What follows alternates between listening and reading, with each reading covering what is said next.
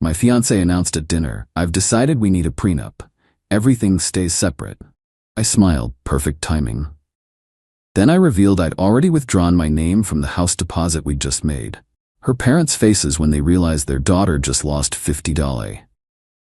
I, 32 male, am sitting in my apartment, boxes of wedding stuff in the corner that'll never be used. Actually feeling relieved? The last 2 weeks have been insane, and I need to get this off my chest. Been with Isabel, 30 for 3 years, engaged for 6 months. She works in fashion and marketing, makes about $65K. I'm a software engineer, pull in around $140K. Not bragging, just context for what comes next. We'd been house hunting for months, finally found the perfect place last month. Needed work but great bones, amazing neighborhood. Purchase price, $420K.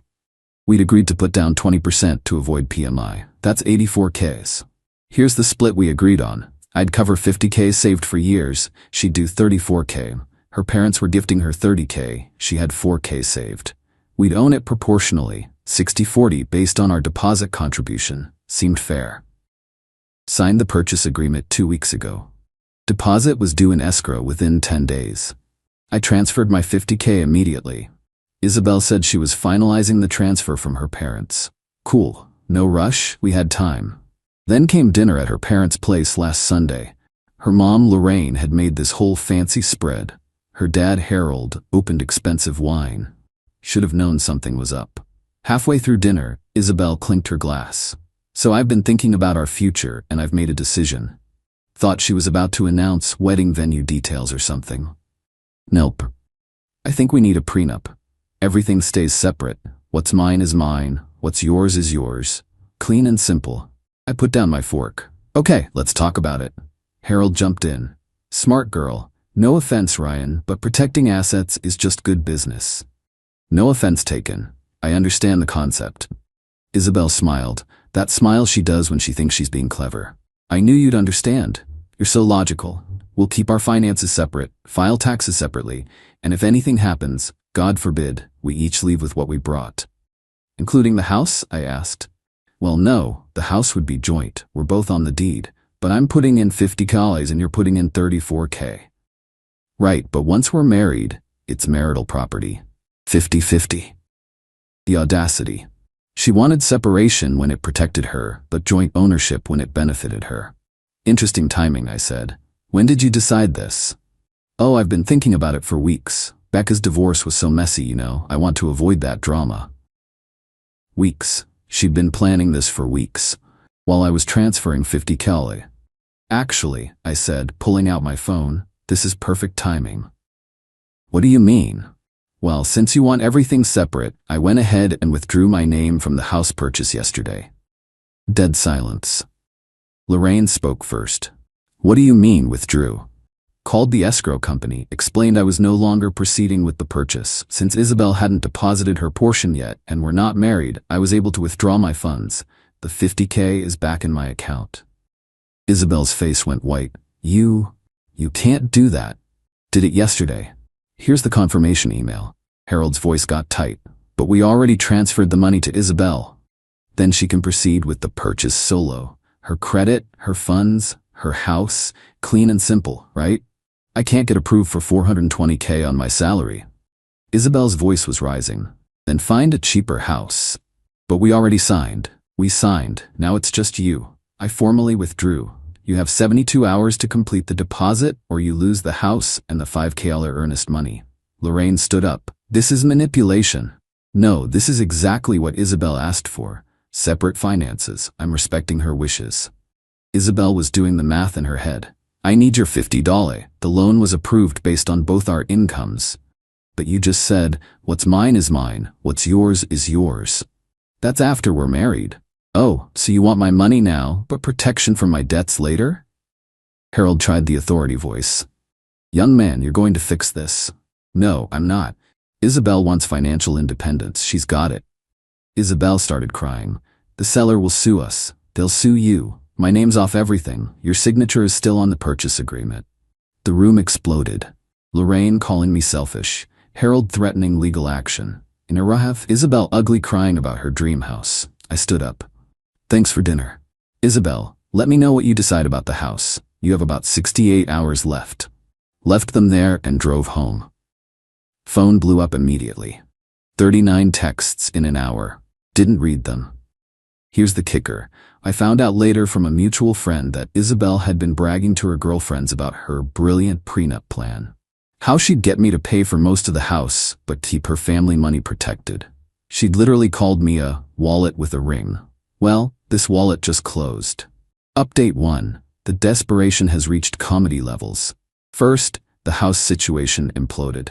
Isabel couldn't get approved for a $420K loan on her $65K salary. She tried everything. Different banks, mortgage brokers, even hard money lenders. Best she could get approved for was $200K. She lost the house. And the $5 earnest money. Her parents were furious. Not at her, of course. At me. Harold actually showed up at my office building Monday morning. You cost us $35,000. The $30K gift, plus the $5K earnest money. I cost you nothing. I withdrew from a purchase before marriage, which is my right. You knew she couldn't afford it alone.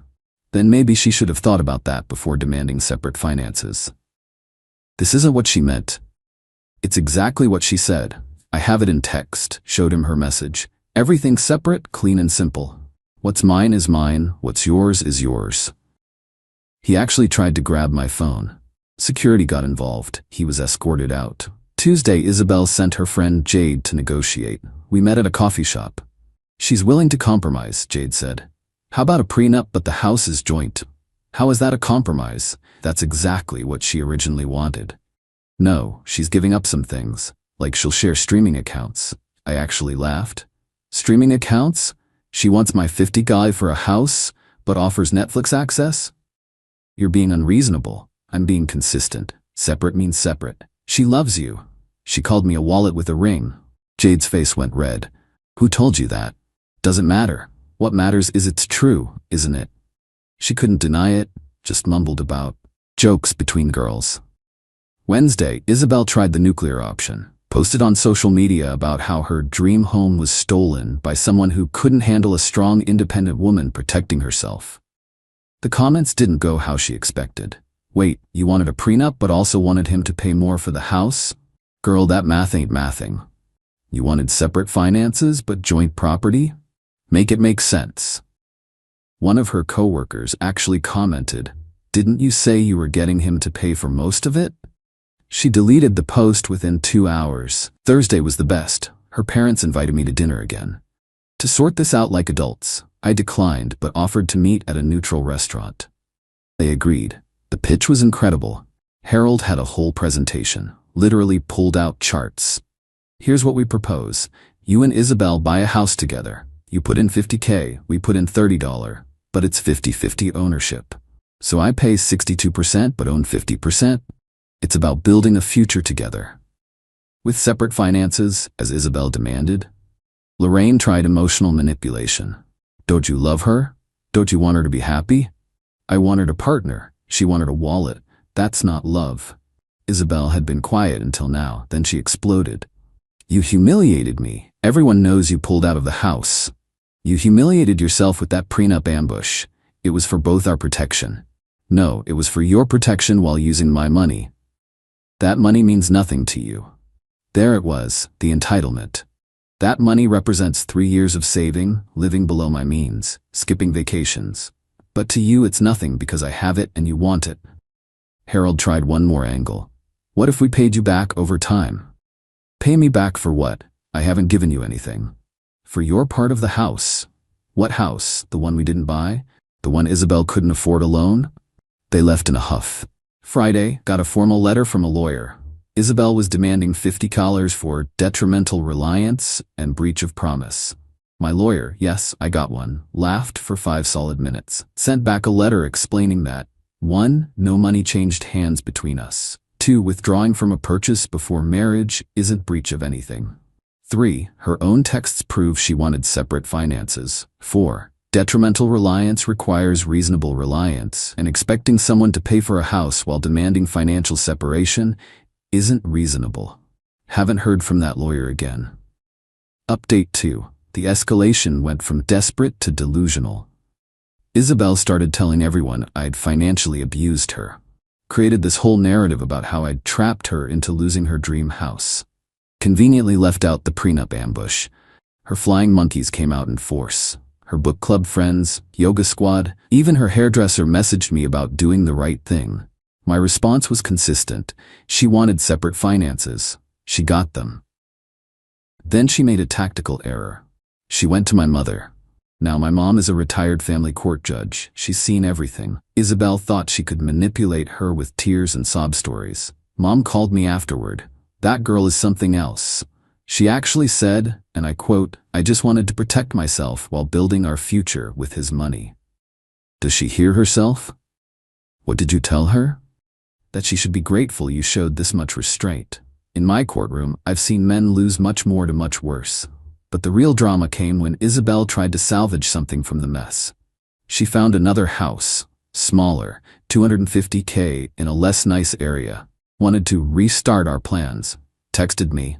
Found a cute starter home. You could put down 30 gale, I'll do 20K. Fresh start? We're not together anymore, Isabel. What? Because of one fight? Because you showed me who you really are. I'm trying to compromise. You're trying to get my money, again. She showed up at my apartment that night, with her parents, and a realtor.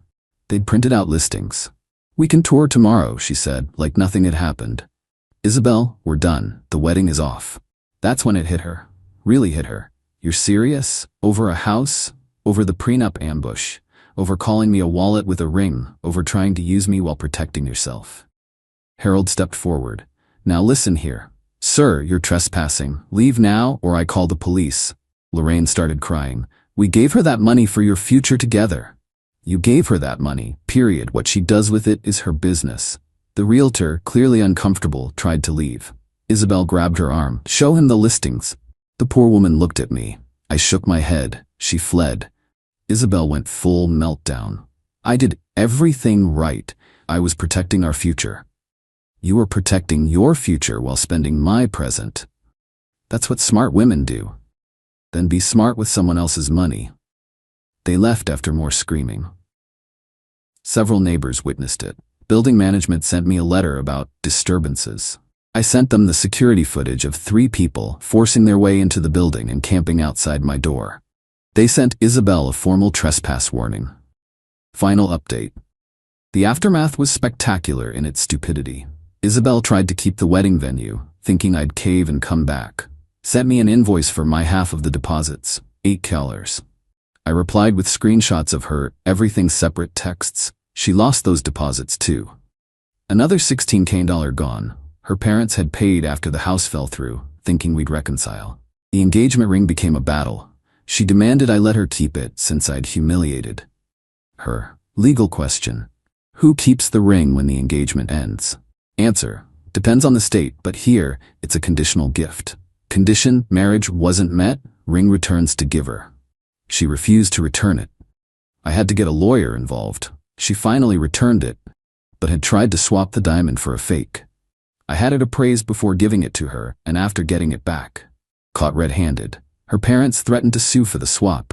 I threatened to press charges for theft. Ring came back real quick after that. But here's the karma kicker. Remember that $30K her parents gave her? Well, the IRS has gift tax rules. Since they gave it to her, not to us as a couple, and it exceeded the annual exclusion limit, they owed gift tax on it. About $4K they hadn't planned for. Plus, Isabel had to pay income tax on it, since she couldn't prove it was for a home purchase. No house was purchased. Another $6K. So their $30 gift cost them almost $40K total and bought nothing. Isabel's now living with her parents. Lost her apartment because she'd given notice thinking we'd be moving to the house. Still posts about surviving betrayal and rising above toxic relationships. Last week, a mutual friend showed me her dating profile. It says, looking for a real man who isn't threatened by successful women. Must be financially stable and generous. The friend said she's been on dozens of dates. Moment she mentions wanting a prenup, but expecting the guy to pay for dates, dinners, trips, they leave. One guy apparently told her, "You want a sponsor, not a spouse." She complained to her friends that men today can't handle independent women. Jade, the friend who tried to negotiate, actually reached out to apologize. Said she didn't know about the wallet with a ring, comment, and other things until after. Apparently, Isabel had been planning this for months. Get me to buy a house, then prenup after to protect her asset value increase. The house we were going to buy sold to another couple for 400 TL. Under asking. We would have gotten a deal. But we was never real. It was always me funding her dreams while she protected herself. My mom summed it up perfectly. She wanted a donor, not a partner. Thank God you found out before the wedding. I'm doing fine. Took that 50K and invested it, already up 8%. Dating isn't even on my radar right now, but when it is, I'll be looking for an actual partner. Someone recently asked if I regret how I handled it. Honestly, my only regret is not seeing it sooner. The entitlement was always there. The way she'd say you got this whenever bills came. How she'd plan expensive trips, then look at me expectantly. The time she said, "What's the point of having a boyfriend who makes good money if he doesn't spend it?" I thought it was jokes. It wasn't. She wanted my wallet but not my name. My money but not my problems. My assets but not my liabilities. She wanted, what's mine is mine, what's yours is ours. Instead, she got exactly what she asked for, complete financial independence. From me. Forever. Edit. Since people keep asking, yes, the prenup conversation was real. Yes, she actually said those things in front of her parents. No, I don't think all prenups are bad. They can protect both parties. But using one to scam your partner while spending their money? That's just trashy.